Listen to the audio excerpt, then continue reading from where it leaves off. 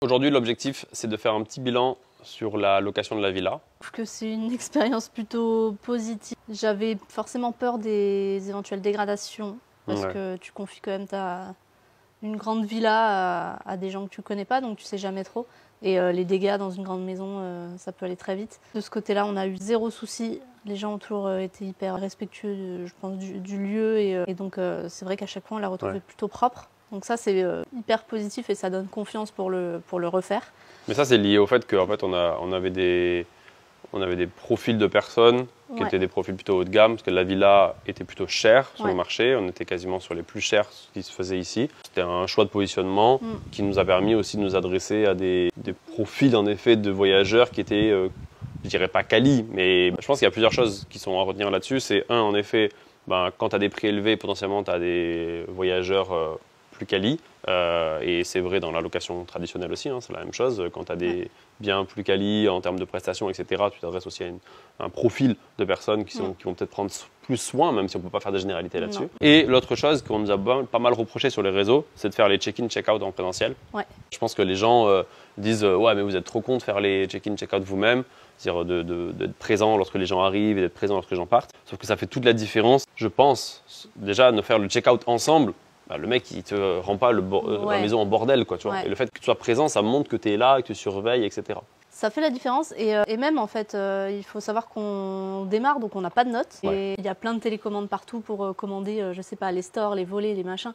Et si quelqu'un arrive en mode boîte à clé, je prends ma clé, je débarque. Enfin, tu vois, il y a quand même beaucoup de choses. Et je pense que du coup, ça fait peut-être, justement, par rapport au positionnement et au prix, ça fait peut-être un peu moins quali s'il n'y a personne pour t'accueillir, il n'y a personne pour te dire bah tiens en fait les boissons là elles sont gratuites, là tu peux faire ça, là il y a une salle de sport, tu vois. En plus ça prend pas longtemps, alors c'est sûr que c'est contraignant parce qu'il faut être là, mais ça prend pas longtemps et je pense que nous on les voyait et ça nous rassurait aussi de voir avec des jeunes enfants, avec... Tu vois, on se dit, bon, ok, on part un peu plus serein aussi en se disant, ok, je laisse ma maison à des gens qui sont en fait en famille et qui vont pas organiser une grosse fiesta tous les soirs. Je pense que ça nous a rassurés de voir le profil des gens et de les rencontrer en vrai avant de laisser notre maison.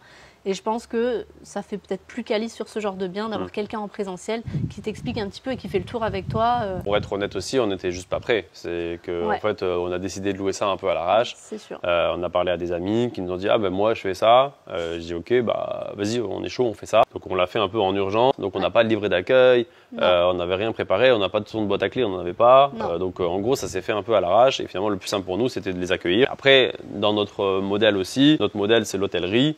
Et on voulait se rapprocher de l'hôtellerie dans la manière dont on le faisait. Et aujourd'hui, quand tu vas louer une villa dans un hôtel, bien sûr que la personne à l'accueil, elle vient avec toi et te fait visiter la villa et t'explique comment ça marche, ce à quoi tu as accès, comment ça fonctionne et t'explique que s'il y a besoin, tu l'appelles. Pour toutes les villas, c'est comme ça. Dans un truc moins haut de gamme, en effet, on te donne la clé, tu te démerdes. Et dans un truc haut de gamme, on vient avec toi, on t'ouvre la porte et on te dit, ben voilà, comment ça fonctionne, etc. Tu ne demandes pas de lire un papier pour savoir comment fonctionne ta maison. Il faut savoir aussi que la moyenne des locations qu'on a eues, c'est à peu près 7 jours, entre 6 et 7 jours. Tu vois. Donc bon, si on doit se déplacer une fois par semaine en réalité pour faire un check-in et en général, et le même jour c'est le check-out, bon, c'est pas très grave.